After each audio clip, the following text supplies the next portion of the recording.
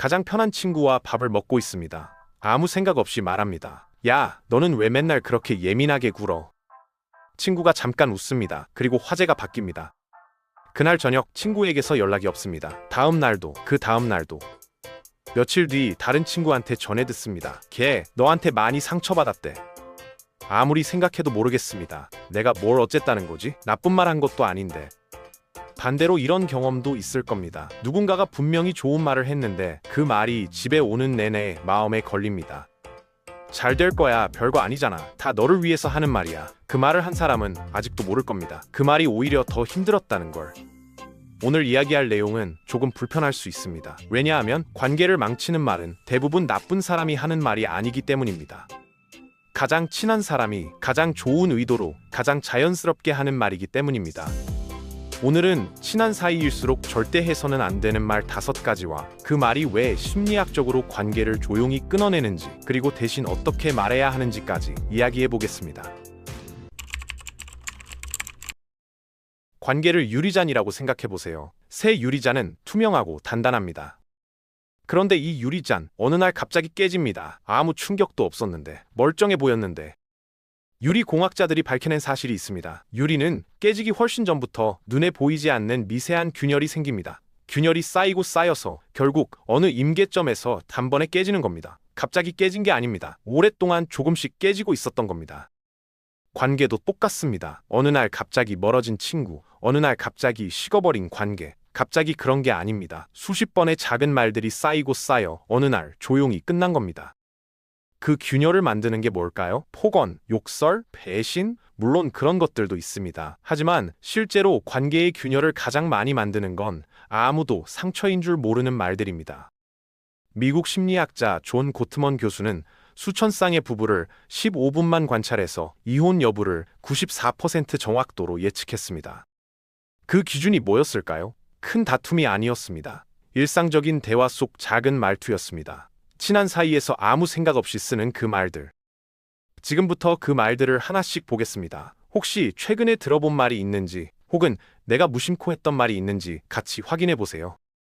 난 그런 뜻이 아니었어. 이 말, 상처받은 친구에게 가장 많이 하는 말 중 하나입니다. 억울해서, 정말로 그런 의도가 아니어서, 진심입니다.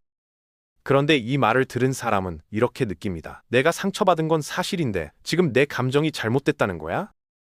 심리학에서는 이것을 감정 무효화, 상대의 감정 자체를 존재하지 않는 것으로 처리하는 겁니다. 솔직히 말씀드리겠습니다. 상처를 준 의도가 없었다는 건 중요합니다. 하지만 그게 먼저 나오는 순간 상대방은 이렇게 읽습니다. 너의 감정보다 내 의도가 더 중요해. 유리잔에 금이 생기는 건 0.1초입니다. 금이 생기고 나서 아무리 그런 의도 아니었어 라고 해도 금은 이미 거기 있습니다. 그 대신 이렇게 말하세요. 네가 그렇게 느꼈구나. 내가 어떤 부분에서 그랬어? 의도를 설명하기 전에 상대의 감정을 먼저 사실로 인정하는 겁니다. 이 순간 유리잔에 금 대신 보호막이 생깁니다. 이 말 얼마나 들어보셨나요? 부모님께, 친구에게, 선배에게. 처음엔 걱정처럼 들립니다. 고마운 것 같기도 합니다. 그런데 이 말이 반복될수록 상대방 안에서 이런 생각이 자라납니다. 내가 또 뭘 잘못한 거야? 내 선택이 틀린 건가? 내가 판단을 못하는 사람인가? 심리학자들은 이 말을 선의로 포장된 통제, 상대의 자율성을 빼앗으면서 동시에 반박도 못하게 만드는 구조입니다. 너를 위해서 한 말인데 왜 기분 나빠해? 이 말이 나오는 순간 상대는 상처받은 것도 설명하지 못하게 됩니다.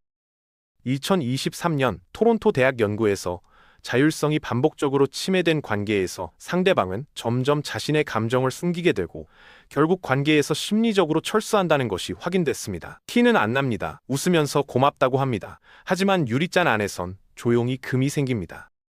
그 대신 이렇게 말하세요. 내 생각을 말해도 될까? 결정은 네가 해. 의견은 주되 선택권은 상대에게 돌려주는 겁니다.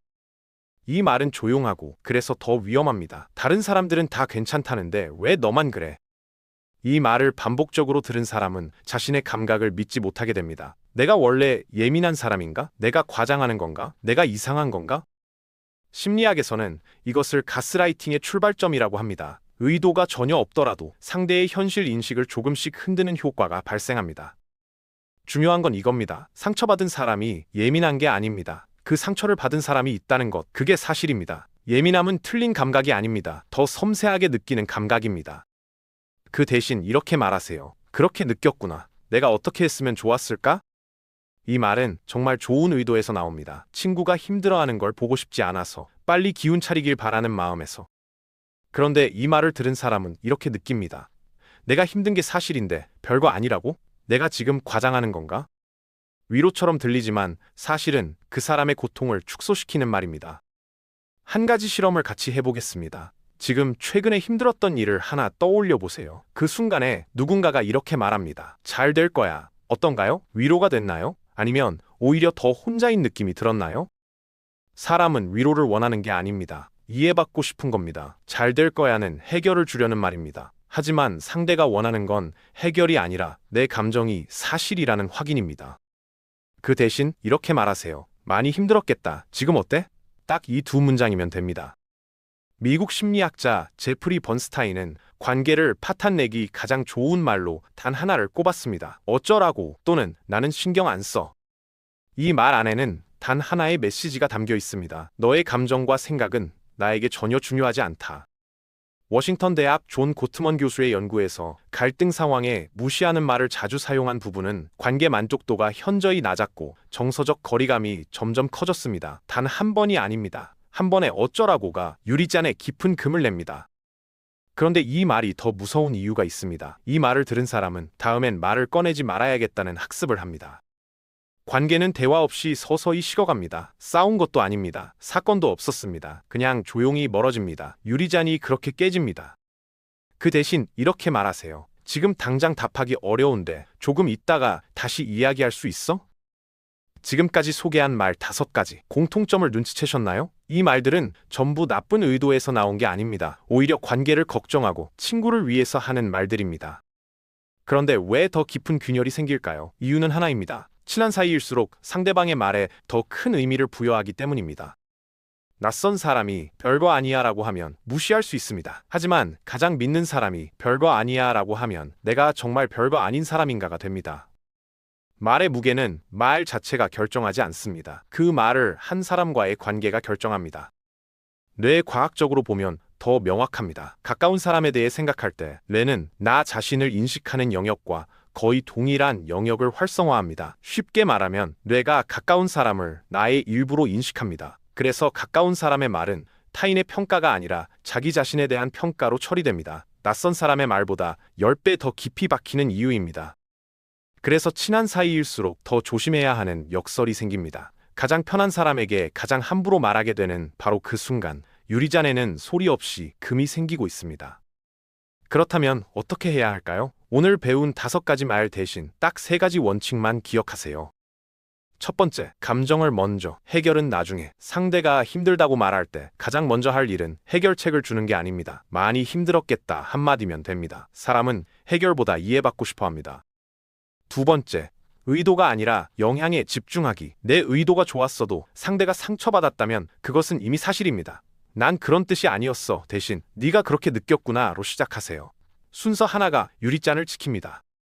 세 번째, 말을 아끼는 것도 기술이다. 치유 심리학자 브라이언 윈드는 말했습니다. 무슨 말을 할 것인지, 그것을 어떻게 표현할지 스스로에게 먼저 물어봐야 한다. 침묵도 대화입니다. 빠르게 채우려는 말이 유리잔에 금을 낼 때가 있습니다. 오늘 소개한 말 5가지, 혹시 최근에 들었던 말이 있으신가요? 아니면 내가 무심코 했던 말이 있으신가요? 중요한 건 이겁니다. 나쁜 사람이라서 이 말들을 하는 게 아닙니다. 아주 좋은 사람이 가장 친한 사이에서 가장 자연스럽게 나오는 말들입니다. 그래서 더 알아야 합니다. 알아야 멈출 수 있고 멈춰야 유리잔이 오래 갑니다. 관계는 특별한 날에 만들어지지 않습니다. 아무것도 아닌 것 같은 평범한 대화들, 그 하나하나가 유리잔에 금을 내거나 보호막을 만들거나 둘 중 하나입니다. 오늘 영상이 도움이 됐다면 구독과 좋아요 한 번씩 부탁드립니다. 그리고 댓글에 오늘 소개한 말 중 가장 많이 들어봤거나 가장 많이 했던 말 번호를 남겨주세요. 1번부터 5번까지요. 이 영상이 당신의 심리를 이해하는 데 도움이 됐다면 구독 버튼을 눌러주세요. 지금까지 마인드풀 메이트였습니다.